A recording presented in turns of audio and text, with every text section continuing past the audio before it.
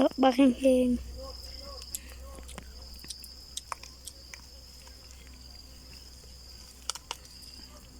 เช่าเลยแม่เนี่ยสมองแต่ว่าเป็นกะรีดนะ มันจิรี สบายดีแล้วก็สวัสดีพ่อแม่พี่น้องชาว YouTube บัดสุกุสุคนพี่น้องว่าจะเป็น FC ทางบางไทยหรือว่าพังลาวเองหรือว่าเป็นนอกประเทศนะถ้าก็เลยกดแชร์กดติดตามเบาทองมื้อนี้ก็สิออกลกทุดินคือเก่าพี่น้องหากะเซาไข่มื้อวานนี่นะบ่ได้อยู่ได้พักผ่อนเลยพี่น้องเซาไข่ก็ไปออกให้เลยไปลกทุดินนี่ให้พวกล้านหน่อยนี่เอาสบายดีเนี่ย มาดิ ในห้องสกีรถตอกๆอีกไปนะโซนนี้ก็พ้นตกเลยนะพี่น้องคู่มือเลยนะพ้นตกได้ตกดีเบิดไปกวาด4-5 แสนแล้วนะพี่น้องไข่ยุงไล่นี่ก็เป็นคลิปหลังจากที่เบาทองเสาไข่แล้วนะมาพอกันอยู่โลกทดินอีกคือเก่าพี่น้องมาตอนนี้ยังถากพวกกินข้าวนะเดี๋ยวเฮาสิออกไปพี่น้องไปมาพาติดตามเลยพี่น้องตอนนี้เฮาก็สิฮอดให้แล้วนะพี่น้อง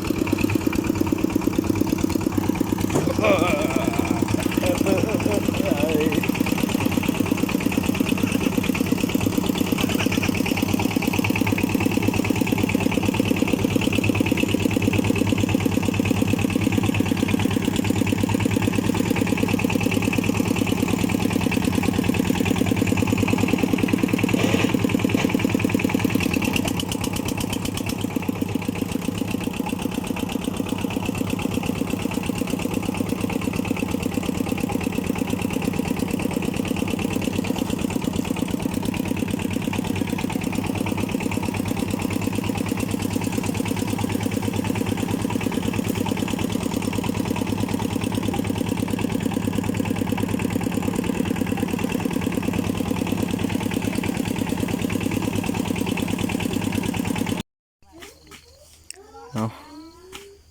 มาฮอดให้แล้วพี่น้องตอนนี้เรากำลังออกผ่าตุดินลกตุดินนะตอนนี้ก็9 โมงปลายแล้วนะมาแต่เช้าอยู่พี่น้องแต่ฝนมันตกนะตอนมานำทางบริอัดพี่น้องอัดบนเดียวนะฝนมันตกดีฝนเอื่อนเบาทองจึงอัดได้นะฝนยังมืดคึบอยู่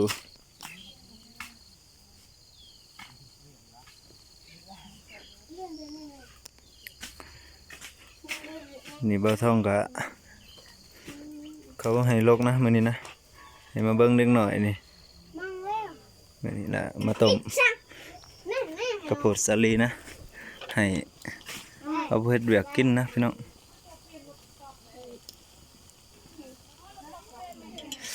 มานี่มันก็สุกแล้วนะพี่น้องนะก็อันนั้นเฮาต้มไว้แต่เช้าๆพุ่นนะเพราะว่าฝนมันตกมื้อนี้ก็สิได้กินอาหารดีคือเก่าอีกพี่น้องนี่มันก็สุกแล้วนะเดี๋ยวเฮาสิไปให้เขาผู้เฮ็ดเวียกได้กินนะ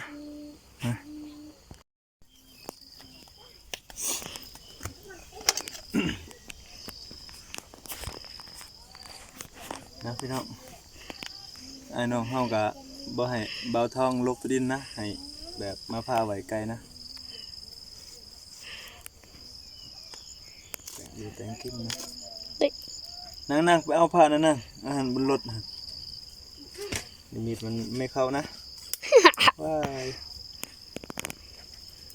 มันเปิดตังกลาง โอ้ยเปื่อนลายนะ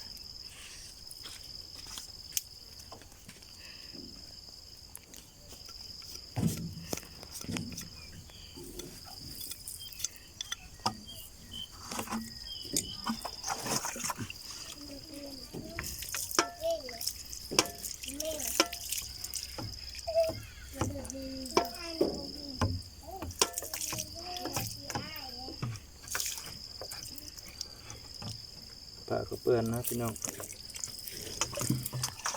โอ้บ้ามึงนะ ไก่เองนะพี่น้องนี่อุ้ยอู้สิเลอผ้านี่นะคือมีเข้า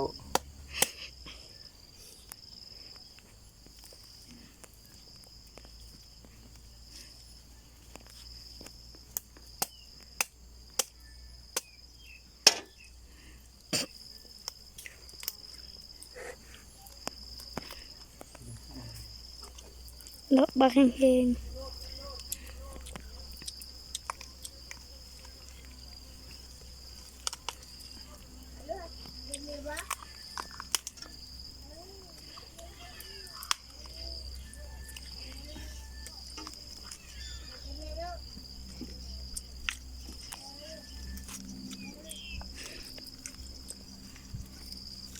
นี่กินไก่2 ตัวนะ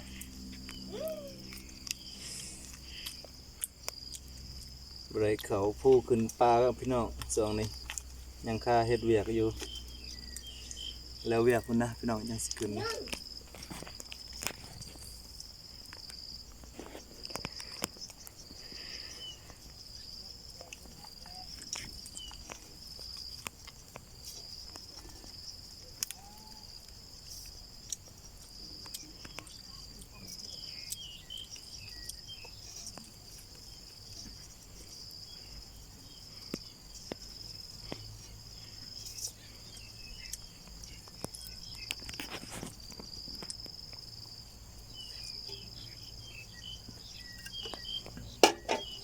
เป็นหัวสิไว้ปิ้ง เนี่ย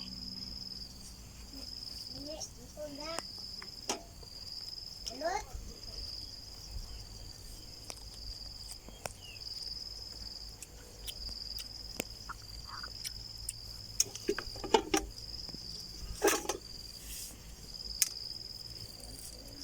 ขาดมีเข้า นู่น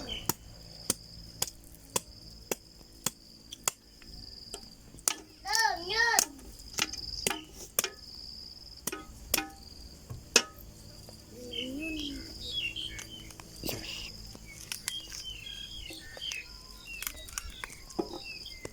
บันทึกเสร็จเลย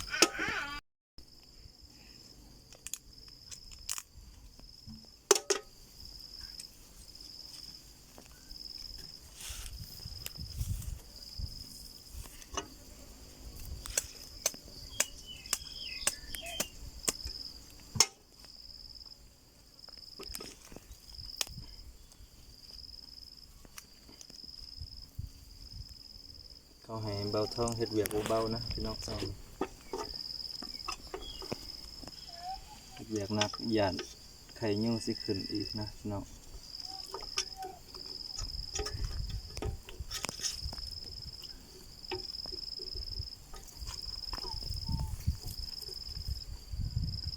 สิเลิกติดเกลียกดองวะ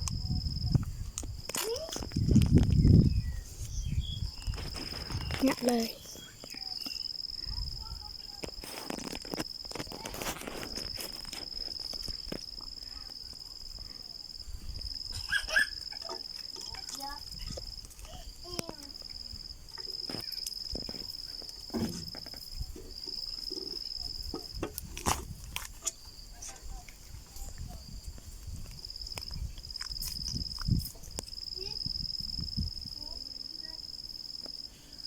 เ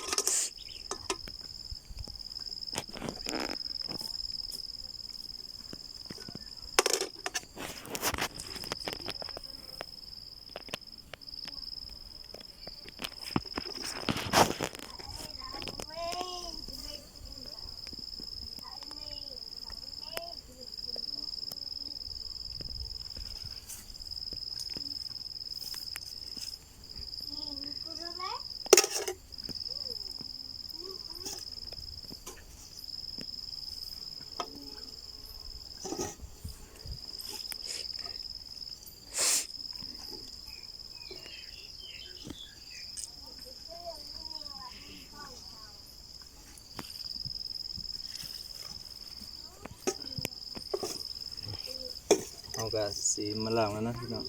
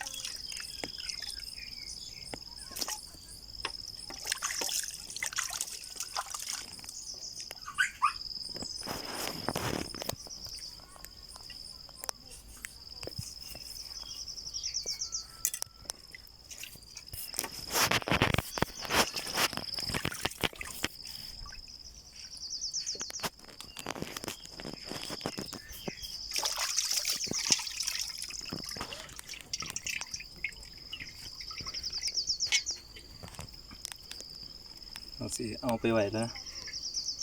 นะเดี๋ยวเรามาเบิ่งขั้นตอนเฮ็ดกินเลยพี่น้องว่าเขาเจ้าสิเฮ็ดกินแบบใดพี่น้องมาตามเลย บันทึกละ มันทึกเอาตอนนี้เขาพักแล้วนะแต่ลกทั่วดินนะนี่ก็สิต้มใส่ผักหวานนะพี่น้องคือสิแซ่บอยู่นะ ไปใส่จังหน่อยใส่ต่ำก่อน ถ้าใส่แป้งลูกได้แล้วล่ะได้แล้วถ้าใส่แป้งก็กระม่อมเจ๊ๆไอ้ก่อน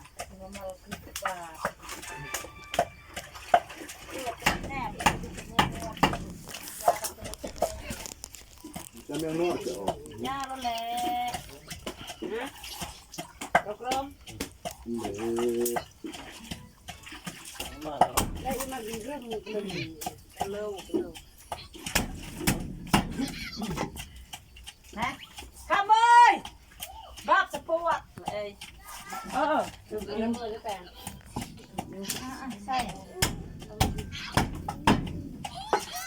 ใช่ตกก็ไม่เช่าเลยแน่เนี่ยสมอง อาวันเป็นกระดิ่งนะ มันจิรีด อีกจังโอ้นาตี้ยังกับเล็กกระสับอ้ำเลือดได้ ตั้งหลักสูตรยังไง โชว์อะไรมาตั้งโชว์ เลือดเลยต้องไปจุดติดเดี๋ยวเราไปจุดติดพาดูมันนะให้ก็บอกว่าน้ำอยากเบื่อให้ไปดูนี่ดูหนึ่ง ชมจู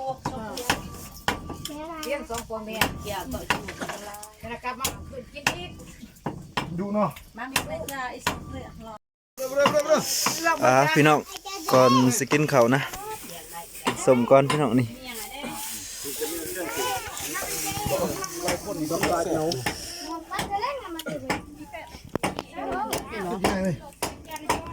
ยำเลยสตู เด็กก็ชิม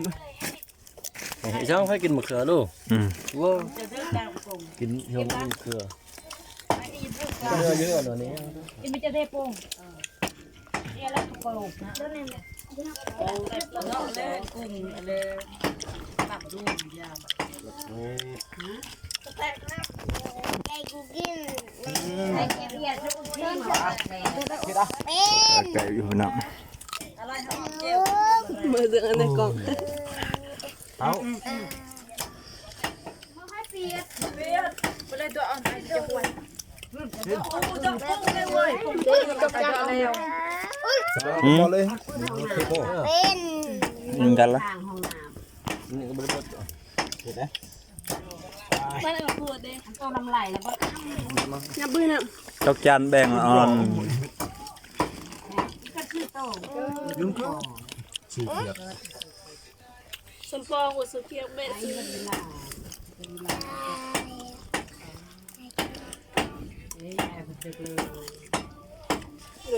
โอ้ตกเลยเมื่อเนี่ยข้างเธอโดนโรยน้ำลง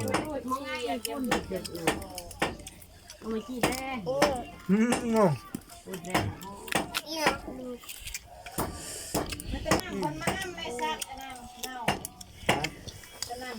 ่น้องดู ซักวะ สดเลย อันเจ๊ไปซักอ้ำไอ้ตัวพึ่งไม่แก้ดหรอจริงๆได้จริงกันเลยคุณก้อนโอ้ สดทำแม่ น้ำมันจุกแก้วแล้วงานจะได้แล้วอันนั้นในบวงนี่ปลาบวง เอาเจียวหน่อยบ่เรียบบัวทั้งนั้นนี่เป็นน้ำบัวทั้งนั้น มาข้างหลัง โหเสื้อนั่นน่ะดื่มจำเหนือช่องดื่ม หมูสด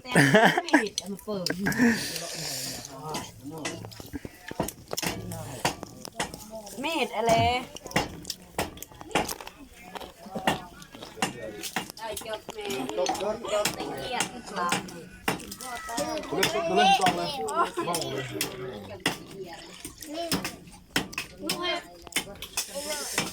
กินสมมะขามนะพี่น้อง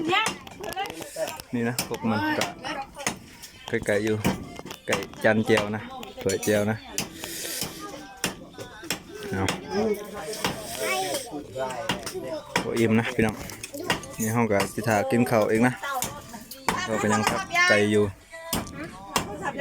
ต้มไก่ใส่ผักหวานนะมือนี้มาไปตามตัวกินข้าวเลยพี่น้องมานี่ก็หอดสมงหอดยามแล้วนะทุกคนนี่ก็11 โมงปลายแล้วนะมาเด้อพี่น้องมา วัดท่าคือเอาวัดเอาคิงก่อนเยอะๆเราลองเปรสิจ้ะก่อนช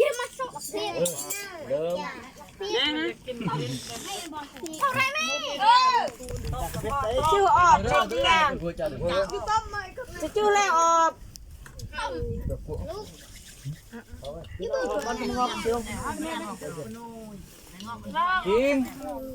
ยับตีเหล็ก อย่าเพิ่งนะอย่าจุ่ม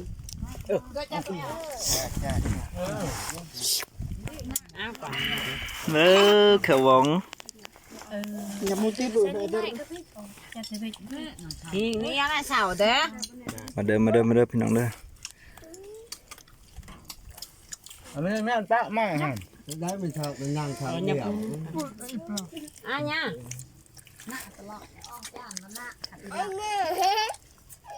เจ้ารถเจ้าอยู่นอกอะไรจ้ะ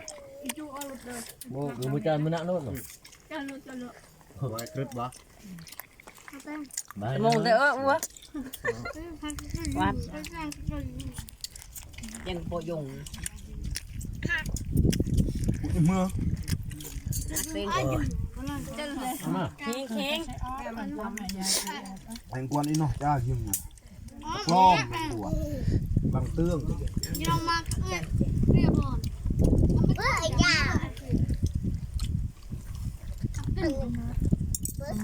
เราบอลเดินริมสาว ตาไม่ฮัตตาตาโลตาเนาะ แล้วก็จะไหวฮะรักละ ก่อนแล้ว นี่อยู่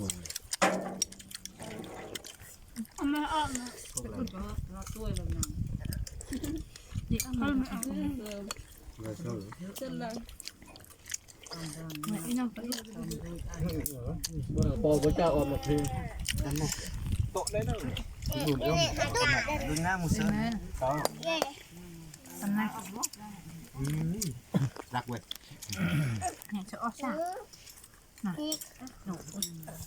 คือดินมาพี่ป้า จะออฟคิง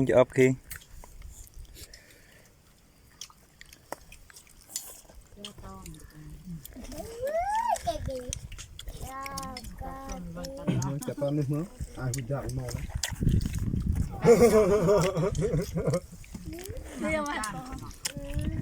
อ้อมรอคุณจ่ายจ้าแม่กันไฟวุ่นจะไม่กันก่อนเดินเอง เจ้านี่มันสะพงมานี่ อันเด็กแก่ละเงินกระไทยตำหนิ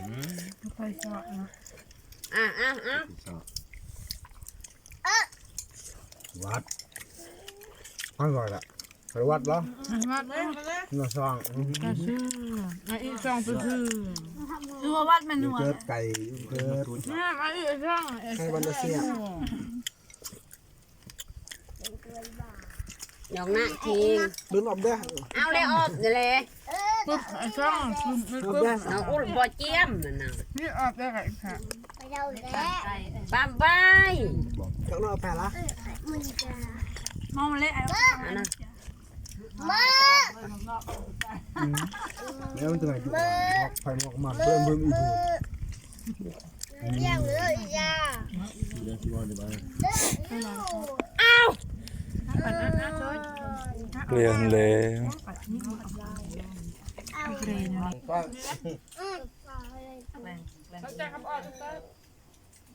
จะมีจ้าละงอก จะเด้อน อนเชื่อมังรึบนะ มัน มี จะถึงไหนจะบินตรงไปออกจากตัวมือไปนู่นจับกันไปนะมหันมาเปิดนะอมเรื่องมือ ตีมาหล่นออกไปไอ้ตีอีกหลังแม่ เสียเงียบตัว อ้าว ว่ารู้จักกัน เป็นยามบรรจาเชื่อ ไม่มองหรอปะย้อนเอาไปโอ้วัดเดือดไปส่งเสียงให้จ้ะ เงียบ ไปจะเอาบุกหล่นยัง เรียกร้องนะเฟสติวัลนะ โอ้ยเตะคิงแม่เด้อ เอา เด้อเจ้าดำเอาซอยมากระเด้อเนี่ยเรื่องดำเอาซอยมากระกล้วยเหี่ยวย่ำนิ่ว ข้อของพ่อพูดมือ จะเล่นตอนไหน ตัวมันตุ้มของอาจจะบื้อแกเต่าเดินมันนี่ ก็เป็นตับหัวเราทองน้ำตาลก่อน ต้องเจาะกระตาอีกเต่าเจาะลูกฝึก นี่ไม่เริ่มเริ่มตีมาไหม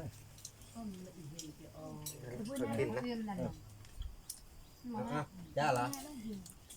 ของปลาจาเมียงยอกหั่นทำเรียงบุโรด จะเดินหน้าเดินจะแล้วแบกตามหน้าได้อยู่ได้กินอ้าวมาจะตึ้งตัวแอนจะจับตึ้งจับ ตลกแล้วน่ะ มันก็นั่นแน่เลยนะไปจับเลย ดอกนะ อันนั้นดูโดดเลย เอาดอกเก้าเลย นี่พับยังไง บนแดงมันน่ะเนาะ จ้าแล้วจ้าแล้ว เนี่ย เด้งเลย ใจปะ นี่เจ้าอันนี้โดด เป็นใจก็ได้อีแค่ได้ทำไก่บางจ้าค่ะพี่เกี่ยวไก่สองมือปืน ห้าเมาแล้วนาง มาในอื่นยังมาหันกินเขาไม่ได้เลยโดนเนาะเป็นใต้ ใช่มาจริง ว่ายันว่าเนาะเดินร้องอย่าง ไปทำมันนะขันยาแล้ว เกินเว้ยเกินเลยแต่ละมือโอ้ย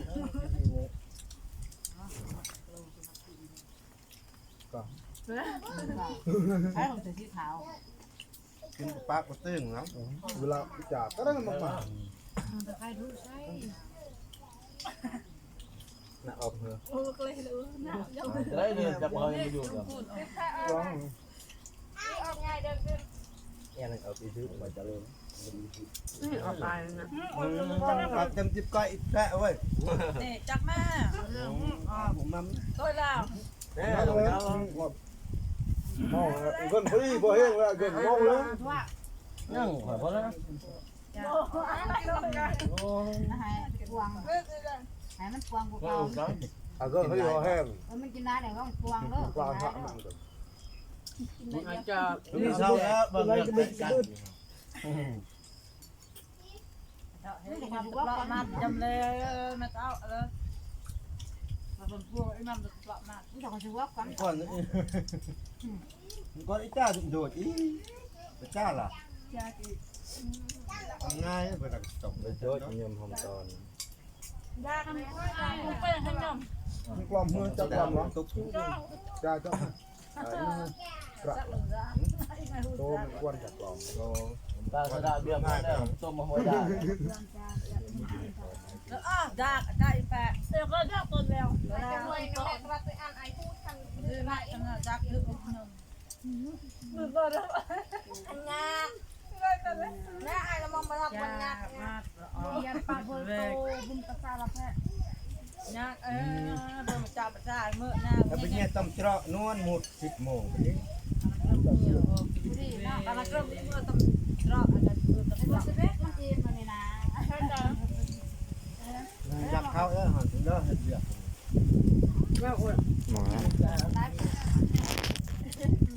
จากตอนนั้นก็เริ่มจากตอน อิ่มแล้วนะบ่าวทองอิ่มแล้วนะพี่น้อง มีแมลิซ่าด้วยครับ เขายังกินบ่าวทองอิ่มแล้วนะ น้องนึกคือตื้อใจต่อ